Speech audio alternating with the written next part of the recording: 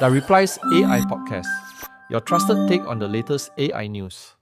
Episode 7, OpenAI's $122 billion funding, the AI infrastructure shift. Right now, somewhere in Ohio, there's a 3,700-acre former uranium enrichment site that's basically being converted into a massive $122 billion brain. Yeah, it's an incredible scale. It really is. And, if you run a business in Malaysia today, whether you're managing a logistics fleet out in Klang or like a huge retail empire in Johor, your next decade of technology strategy basically hinges entirely on whether you plug your company into that massive brain or put a smaller, localized one directly into your pocket. I mean, that really is the defining tension of our time right now. Right. We are seeing artificial intelligence just bifurcate into two absolute extremes. On one hand, you have this centralization of, frankly, unprecedented compute power in the U.S., which requires entire dedicated power grids just to sustain the math. Then on the other hand, we have these new hyperlocal AI models that run completely offline on a smartphone in the middle of a remote jungle. Welcome to the deep dive. We have a really fascinating stack of sources to go through today. We do, yeah. Everything from global tech news and API documentation to some pretty heavy foundational research papers. Exactly. And our mission today is to kind of cut through all the industry hype and decode what this massive infrastructure boom alongside these new hyper-local tools actually means for your operational budgets and your tech teams across Malaysia. Right, because it's going to affect everyone. Exactly. So let's start with the sheer scale of the cloud. OpenAI just raised the largest funding round in history, hitting an $852 billion valuation. Which is just a staggering number. It's hard to even wrap your head around, but looking at our source documents, this isn't just about software anymore. We are talking about heavy industry. Yeah, we fundamentally need to stop thinking about AI as like invisible code floating around in the ether. Right. It's not just magic internet money or code. No. Not at all. Yeah. It is concrete, it's steel, and above all, it is electricity. The details of OpenAI's expansion are just wild. I mean, they're pulling in $2 billion a month in revenue right now. Wow, $2 billion a month. Yeah, and enterprise contracts actually account for over 40% of that. And they expect that figure to match their consumer revenue by 2026. So the business side is just exploding. Exactly. Yeah. Their stated goal is to build this all-in-one super app. But to actually get the processing power for that, they are directing capital into physical infrastructure at a scale we literally haven't seen since the Industrial Revolution. Yeah, the numbers in these documents are they're hard to even visualize. Like, there's a $300 billion agreement with Oracle to deliver 4.5 gigawatts of capacity by 2027. Right.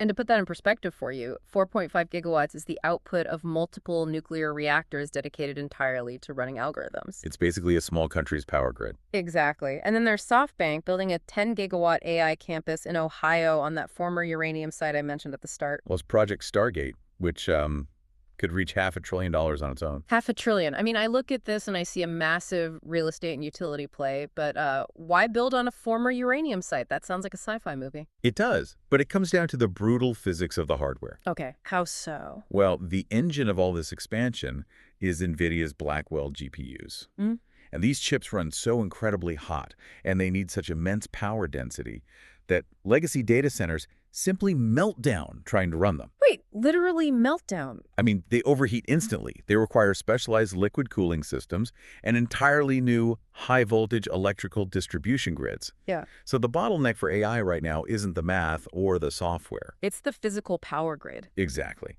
A former uranium site already has the massive water availability you need for that liquid cooling, and it has the heavy-duty electrical transmission lines to sustain a 10-gigawatt draw.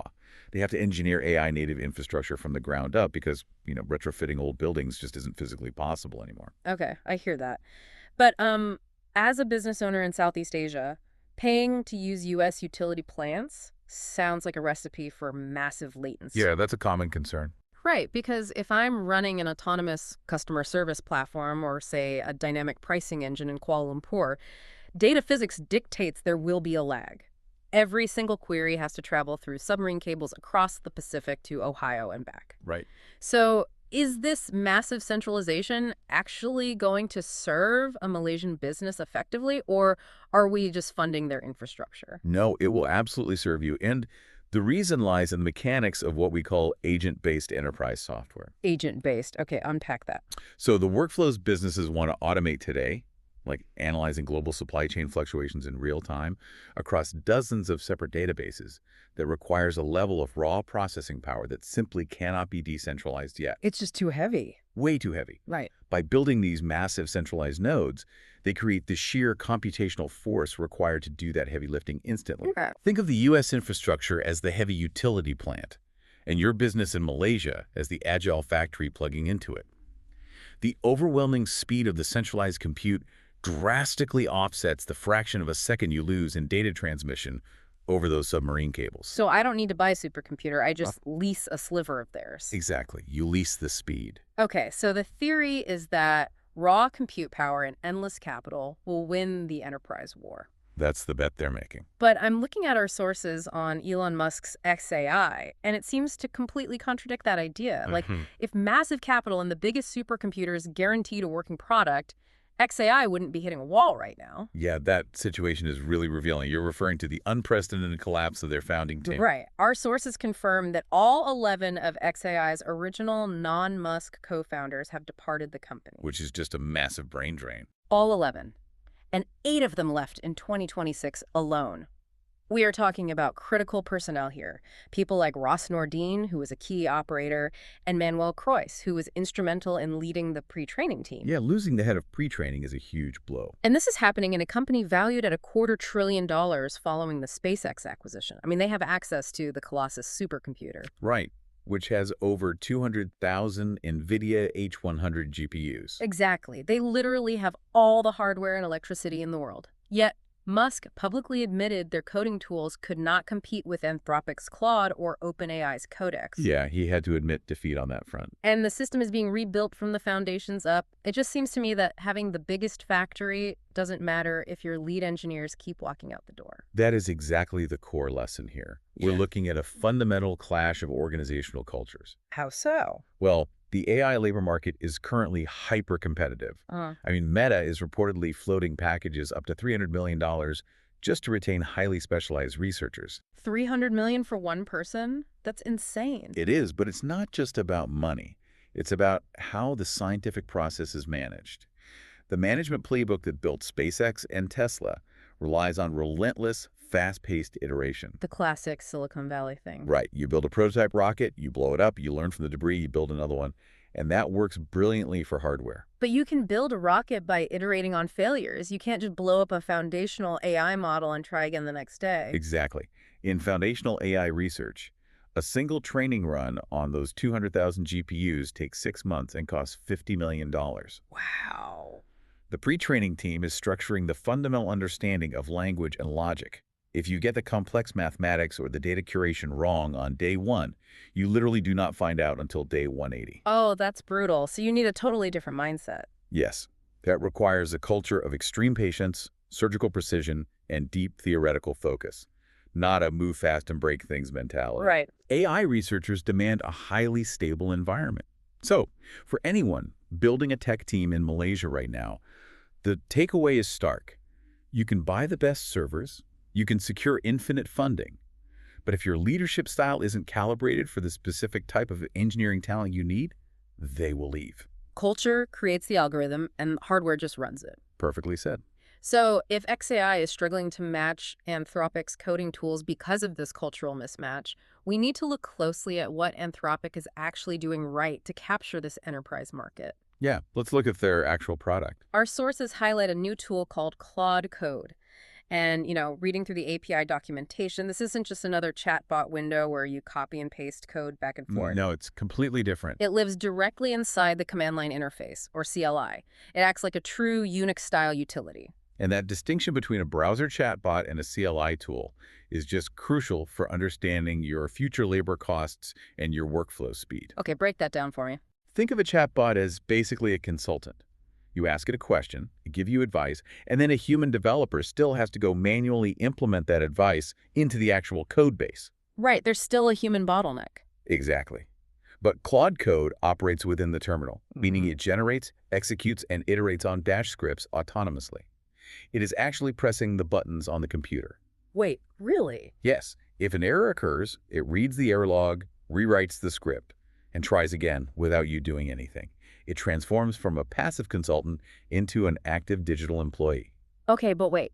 If I'm asking this digital employee to analyze my entire company's code base to fix a bug, isn't that going to cost a fortune in API calls? Usually, yes. Like sending tens of thousands of lines of proprietary code to the cloud every single time I ask a follow-up question sounds like it would bankrupt an IT department overnight. It absolutely would if Anthropic hadn't fundamentally changed the economics through a mechanism called prompt caching. Prompt caching. Okay, how does that work? Normally, an AI model has severe amnesia. Every single time you send a new prompt, it has to reread your entire company's history from scratch. And you pay for all that reading. Every single time. Yeah. But prompt caching literally freezes the AI short-term memory inside the GPU's RAM. You just pay a slight premium to create that freeze.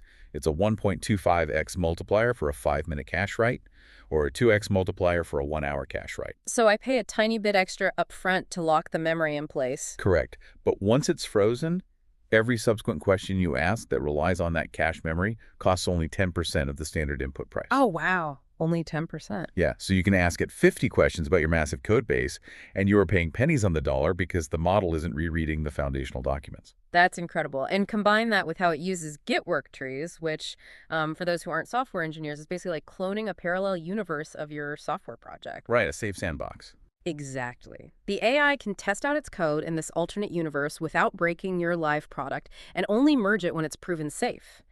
It is an incredibly tight, autonomous loop. It really is. But I have a major security concern here. Handing over the terminal keys to my system sounds frankly terrifying. What is to stop this autonomous agent from, misinterpreting a command and accidentally deleting a critical production database or exposing my environment variables? Anthropic anticipated that exact fear, which is why they engineered the hook system. Hooks. Yeah, hooks are user-defined shell commands that execute automatically at specific lifecycle events of the AI's process. And the most important one here is the pre-tool use hook.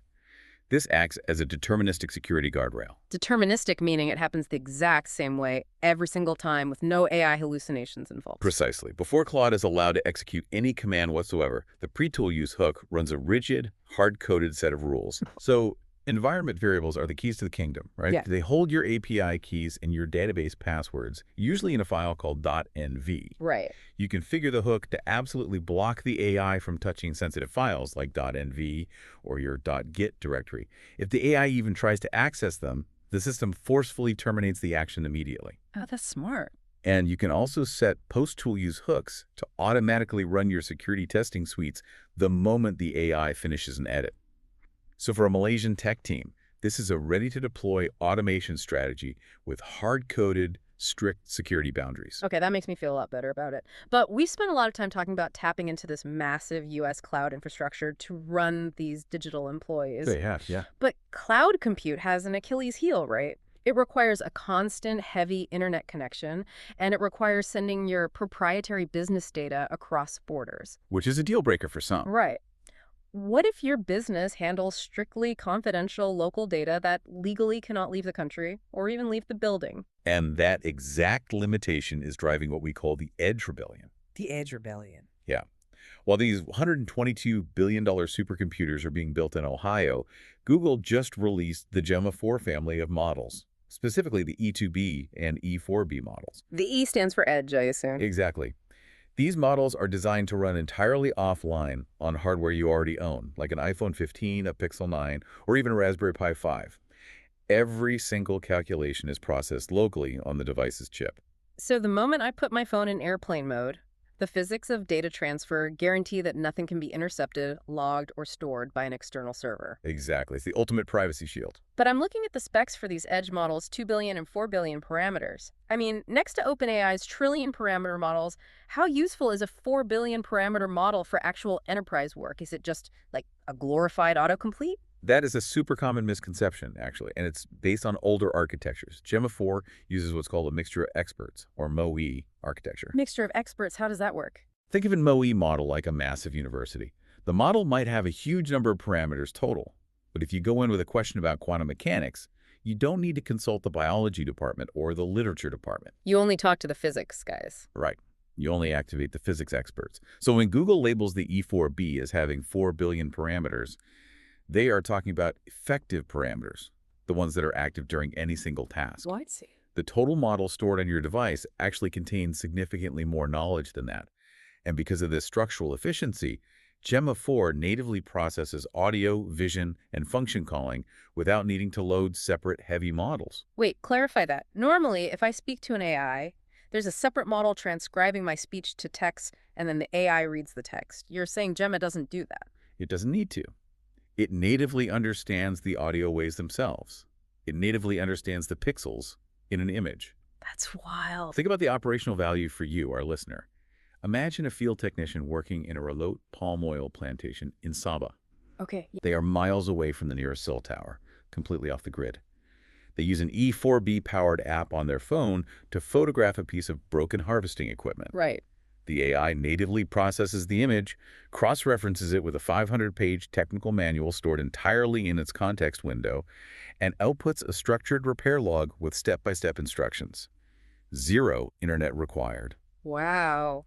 That completely changes the logistics of remote work. And I guess, back in the city, a financial institution in Kuala Lumpur dealing with highly regulated banking data could use the same model to summarize documents where the data literally never leaves the physical hardware of the phone or the local server. Exactly. It reverses the traditional cloud model. Yeah. Instead of sending your sensitive data to the intelligence, you bring the intelligence directly to the data. That's brilliant. It creates a bifurcated strategy. You use the cloud for the heavy lifting and the edge for the sensitive, immediate tasks. Yeah, that's exactly how you have to play it. So we just talked about Gemma running natively on a phone to process photos locally, but edge processing hits a brutal physical wall when it comes to the heaviest data time on Earth, which is video. Oh, yeah.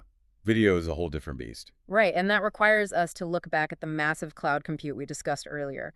AI is moving beyond just understanding static data. It is actually beginning to understand physical reality itself. Yes. Our sources include a research paper from Netflix on their open source Void model, and I gotta say, the mechanisms behind it are wild. They really are. Void stands for Video Object and Interaction Deletion. And to understand why this requires heavy cloud compute, we really have to look at how traditional video editing AI works. Okay. Standard in-painting tools act like sophisticated background painters. If you select an object to remove from a video, the AI just patches the hole left behind with background pixels. Like clone stamp in Photoshop. Exactly. But Void is a completely different mechanism. It actually reasons about physical causality. And the researchers demonstrate this with something they call the guitar test, right? Yes, the guitar test is the perfect example. Right. So if you have a video of a person holding a guitar and you use a normal AI to erase the person, you are left with a ghost guitar floating midair, defying gravity. Which obviously looks terrible. Yeah. But when you use Netflix's Void to remove the person, the AI realizes the guitar is no longer being supported by human hands. It actually generates entirely new, physically accurate frames showing the guitar falling naturally to the ground, bouncing and casting new shadows. It's unbelievable. It's not just painting over pixels, it's acting like a real-time video game engine calculating the physical gravity of the room. How on earth is it doing that? The mechanism behind it is an innovation called a quad mask. Typically, when you remove something, you give the AI a binary mask, a simple map telling it to remove this pixel and keep this pixel. Just black and white. Exactly. But Void gives the diffusion model a 4-value semantic map. The values are 0, 63, 127, and 255. Diffusion models normally work by starting with TV static and slowly forming an image, but Void forces that diffusion process to obey the quad mask skeleton. What do those specific numbers actually represent to the AI, though? So 0 is the primary object being removed, Yep. the person. 63 is the overlap region. Okay. 127 is the critical one. Right. It is the interaction-affected region. This tells the AI which surrounding items like the guitar will be physically displaced or altered by the removal of the primary object. Oh, wow. And then 255 represents the static background. So this gives the AI a structured skeleton of the scene's physical logic.